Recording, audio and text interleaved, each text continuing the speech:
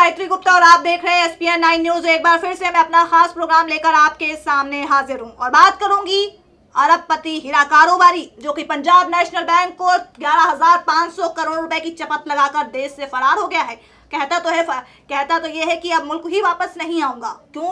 क्योंकि ईडी ने समन भेजा। तो नीरव मोदी का ये कहना है कि मैं बहुत बिजी हूँ, मैं नहीं आ सकता हूँ। तो ऐसे में सबसे बड़ा सवाल तो अभी बार बार यही उठ रहा है और मैं हर प्रोग्राम में यही सवाल उठाती हूँ कि नीरव मोदी मुल्क आखिर वापस कब तक आएगा भी या नहीं आएगा। क्योंकि जिस तरह से अभी बीते दिनों की खबर सामने आई, फिर उसने लेटर लिखा कि सार्वजनिक करके PNB ने मामले को बहुत बड़ा तूल दे दिया है, मेरे पास पैसे नहीं है कि मैं कर्ज लौटा सकूं। उसके साथ ही उसने ये भी कहा कि अब विकल्प बंद कर दिए हैं, मेरा धंधा और कारोबार चौपट हो गया है, मेरे पास पैसे नहीं है। साथ ही उसका ये भी कहना था कि 2200 कर्मचारियों की मुझे सैलरी की परमिशन दी जाए। तो वहीं अगर मामा की बात करूं, मेहुल चौकसी की मामा भांजे का ये पूरा कांड है। उन्होंने तो मिलकर सारा चक्रव्यूह रचा है और इस चक्रव्यूह को रचने के बाद वो फरार हो गए हैं देश से।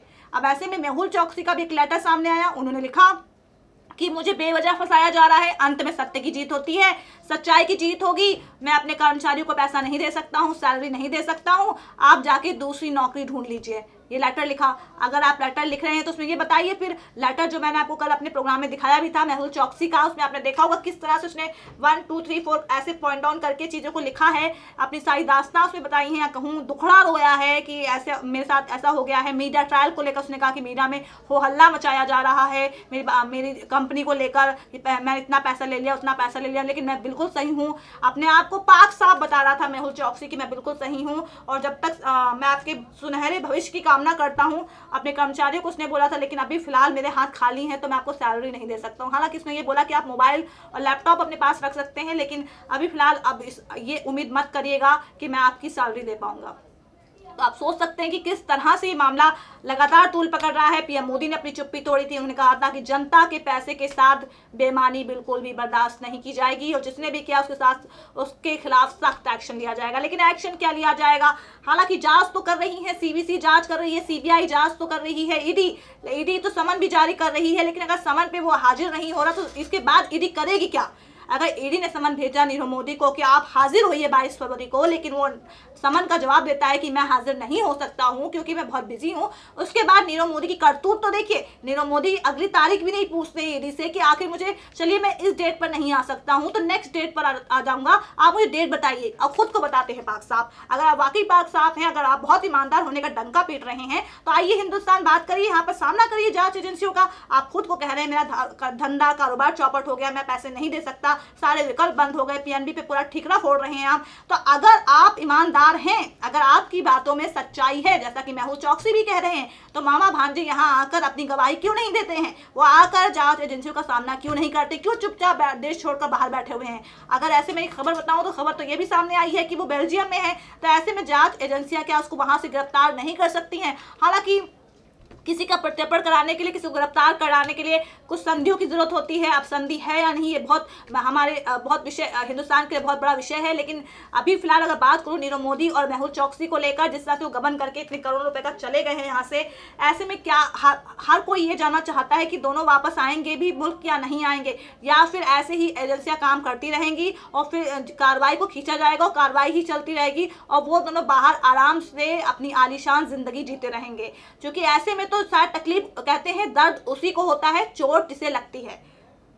ऐसे में आप सोच सकते हैं कि जिनका पैसा गया है, पैसा पंजाब नेशनल बैंक का गया है, लेकिन जो पैसा जमा है वो आम जनता का पैसा है, वो आम जनता का पैसा है। और ऐसे में जनता को भी कहीं ना कहीं इस बात का इल्म है, जनता को भी इस बात का डर सता रहा है कि जो 11,500 करोड़ रुपए हैं, अगर उनके पैसे हैं तो ऐसे में कहीं उनके पैसे तो नहीं डूब जाएंगे। हालांकि RBI के बारे में आपको बता दूं कि जब भी कोई बैंक खुलता है तो RBI इसका कुछ फीसद अपने पास रखता है, ताकि अगर बैंक में कल को कोई गलती हो जाती है तो उससे ग्राहकों का पैसा डूबने ना पाए, क्योंकि फिर RBI इसका भुगतान करता है। तो ऐसे में आप सोच सकते हैं फिर किस तरह से कि पंजाब नेशनल बैंक में इतने बड़े करोड़ों रुपए की जो घपलेबाजी सामने आई है, घोटाला सामने आया है, उसके बाद से जो लगातार अब नीरव मोदी मेहुल चौकसी के बयान सामने आ रहे हैं, उसमें PM मोदी के बयान को अगर ले लूँ, उसमें जैसे कांग्रेस अध्यक्ष राहुल गांधी कह रहे थे कि 2 मिनट आप बोल देते अगर PNB स्कैम पर तो क्या हो जाता, तो PM मोदी ने अपनी चुप्पी तोड़ी, उन्होंने बयान दिया।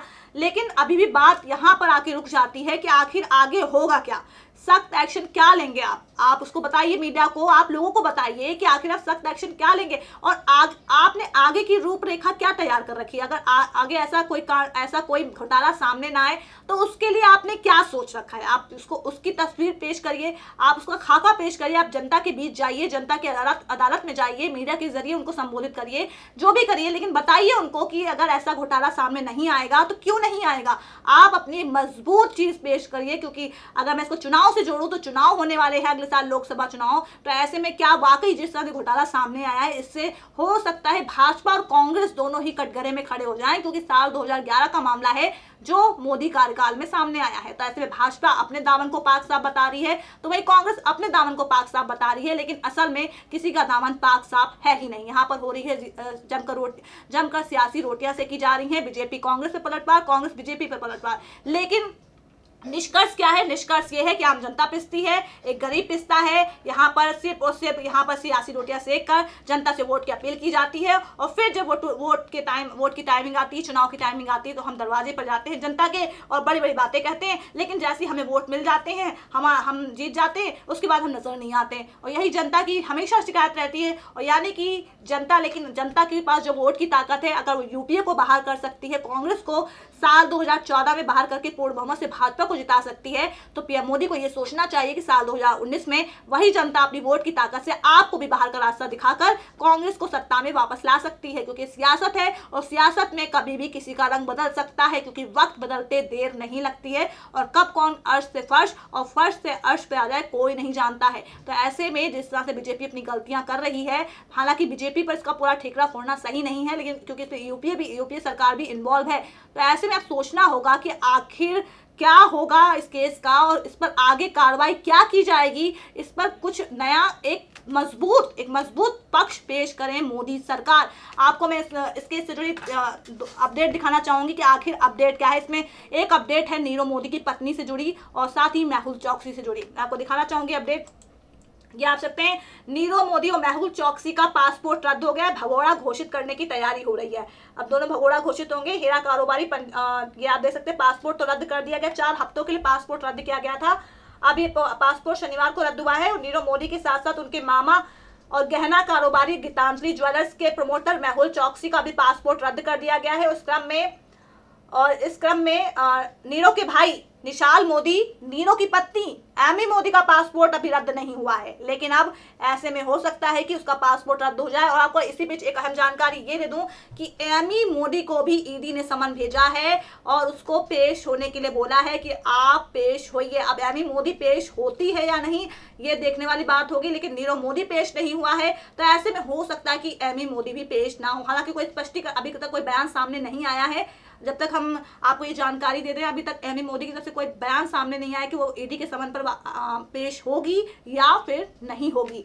यहाँ आप देख सकते हैं कि विदेश मंत्रालय के प्रवक्ता ने रवीश कुमार ने जानकारी देते हुए कहा है कि पासपोर्ट रद्द करने के बारे में ईमेल से नीरव मोदी को पूछा गया है, कारण बताओ नोटिस भेजा गया है, और उसे 1 सप्ताह का समय दिया गया था। और विदेश मंत्रालय के सूत्र बताते हैं कि ये ड्यूरेशन बीत जाने के बाद शनिवार को नीरव मोदी और मेहुल चौकसी के पासपोर्ट को अवैध करार दे दिया गया है। अब कहाँ है नीरव मोदी, ये किसी को नहीं पता है। ये देख सकते हैं नीरव मोदी, एमी मोदी, निशाल मोदी, मेहुल चौकसी कहाँ है, इस बारे में विदेश मंत्रालय अब भी कुछ कह पाने की स्थिति में नहीं है। मंत्रालय सूत्रों का कहना है कि संवाद के उनके पास केवल उनके ईमेल का पता है। वाकई बहुत सोचने वाली बात है कि करोड़ों रुपए का घपला करके लोग देश से फरार हो जाते हैं, और यहाँ पर हम सिर्फ ये कहते हैं कि हमारे पास खाली ईमेल है, तो आपकी जांच एजेंसियां कर क्या रही हैं? अगर आप यहाँ पर 4 शख्स को नहीं पकड़ पा रहे जितना करोड़ों का घपला करके गए हैं, तो फिर आप देश की सुरक्षा के लिए क्या कर पाएंगे? ये खुद में सोचने वाला सबसे बड़ा विषय है। ये आप देख सकते हैं, जिसपर मंत्रालय ने उन्हें पासपोर्ट रद्द कराने के लिए कारण बताओ नोटिस भेजा था। इसी पते पर नीरव मोदी और मेहुल चौकसी का पासपोर्ट रद्द होने की सूचना दी गई है। अब ये देखिए अब क्या होगा। सीबीआई की प्रवक्ता अभिषेक दयाल का कहना है कि मामला जटिल है, और जांच एजेंसी अभी इस धोखाधड़ी के अपराध की जटिलता की तह में जा रही है, और जांच एजेंसी आंकने में व्यस्त है कि धोखाधड़ी किस स्तर की है, इसमें कितने नियम तोड़े गए, कितनी जालसाजी हुई, और किस तरह से बैंक के अधिकारियों ने नियम से परे जाकर सहयोग किया है। और शनिवार 24 फरवरी को भी पंजाब नेशनल बैंक के प्रबंध निदेशक मेहता और कार्यकारी निदेशक ब्रह्माजी राव से पूछताछ की गई है, और नीरव मोदी और मेहुल चौकसी के 12-13 लोगों को हिरासत में लेकर पूछताछ की जा रही है। दोनों से जुड़े उनके वित्त विभाग के लोगों को भी गिरफ्तार कर लिया गया है, और उनसे पूछताछ की जा रही। वहीं पर ठिकाना ढूंढने का प्रयास किया जा रहा है, लेकिन अभी तक ठिकाना मिला नहीं है। प्रवर्तन निदेशालय जो ईडी है समन भेज चुका है, लेकिन अभी तक समन पर हाजिर नहीं हुआ। जैसा कि मैं आपको बता चुकी हूँ, एमी मोदी जो नीरव मोदी की पत्नी है उसको भी समन भेजा गया है। अब वो भी आती है या नहीं आती, ये भी अभी देखने वाला विषय होगा। मामला काफी पेचीदा है और ऐसा भी कहा जा रहा है भगोड़ा घोषित हो सकते हैं। विदेश मंत्रालय और सीबीआई सूत्रों का कहना है कि पासपोर्ट रद्द करना नागरिक के भगोड़ा हो जाने जैसा ही है और प्रवर्तन निदेशालय ने 2 समन भेजे हैं और उसका उल्लंघन हुआ है। ये भगोड़ा जैसी स्थिति है। फिर भी नीरल और मेहुल चौकसी के न आने की दशा में जांच एजेंसियों के पास मोदी और चौकसी के खिलाफ गिरफ्तारी का वारंट निकालने, इंटरपोल को इसकी सूचना देकर सहायता लेने और कानूनी कार्रवाई की प्रक्रिया को तेज करने का विकल्प बचता है। और इस क्रम में अदालत से धोखाधड़ी के आरोपियों को भगोड़ा घोषित करने की प्रक्रिया शुरू हो सकती है, और लेकिन इसमें समय लगेगा। और फिलहाल अभी सरकार की जांच और सुरक्षा एजेंसियां नीरव मोदी, मेहुल चौकसी, निशाल मोदी, एमी मोदी के ठिकाने का पता लगाने में जुटी हुई हैं। और इसमें सबसे बड़ी बात तो ये है कि एमी मोदी, ये आप देख सकते हैं, ये बड़ी खबर ये है कि नीरव मोदी पत्नी, भाई सहित 64 लोगों की संपत्ति अटैच हो सकती है। ये 64 नीरव मोदी की सहित सभी 64 प्रतिवादियों की सभी संपत्ति अटैच करना चाहती है सरकार। इनमें नीरव मोदी, उनकी पत्नी एमो मोदी और भाई निशाल मोदी और मामा मेहुल चौकसी भी शामिल हैं। और सरकार इसके लिए नेशनल कंपनी लॉ ट्रिब्यूनल पहुंच गई है और पूरा इसके बाद से जानकारी दी गई है कि कैसे कैसे क्या, यानी कि कुल मिलाकर जिस तरह से ये खबर सामने आई है, भगोड़ा घोषित करने को लेकर कहा जा रहा है पासपोर्ट रद्द कर दिया गया क्योंकि समन भेजा गया, समन पे कोई जवाब, समन पे हाजिर नहीं हुआ नीरव मोदी। अब ऐसे में अपने आप भगोड़ा घोषित हो जाएंगे और सरकार अभी भी सिर्फ और सिर्फ ठिकाना पता लगा रही। जांच एजेंसियां, विदेश मंत्रालय का अभी भी यही कहना है, जैसे मैंने आपको दिखाया कि अभी तक पता ही नहीं चल पाया है कि आखिर चारों हैं कहाँ पर। ना निशाल मोदी का पता है, नीरव मोदी का पता नहीं है, एमी मोदी का पता नहीं है, मेहुल चौकसी का पता नहीं, लेकिन ईमेल उनके पास जरूर है। ईमेल के जरिए वो उनसे कांटेक्ट कर रहे हैं और ईमेल के जरिए वो कांटेक्ट कर रहे हैं, ईमेल के जरिए ये कांटेक्ट कर रहे हैं। वाकई हमारी जांच एजेंसियां भी, हालांकि जांच एजेंसियों की जांच पर सवाल उठाने का कोई मतलब नहीं बनता है, लेकिन जिस तरह से ये नीरव मोदी का केस सामने आया उसमें ठिकाने का पता नहीं लग पाया, वो अपने आप में बहुत बड़ा एक सवाल है कि आखिर ठिकाना क्यों नहीं पता कर पा रही हैं हमारी जांच एजेंसियां।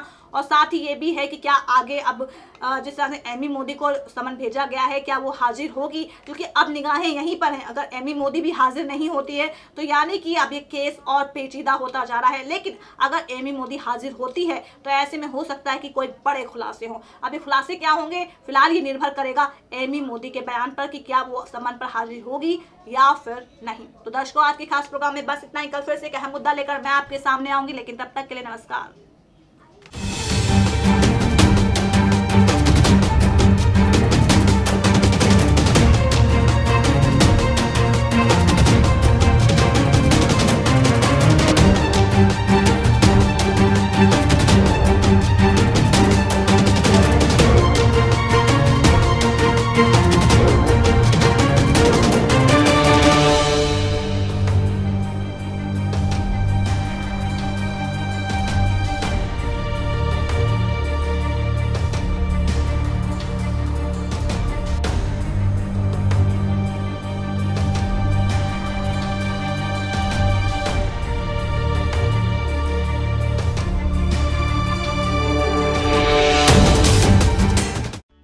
Subscribe and press the bell icon for latest update.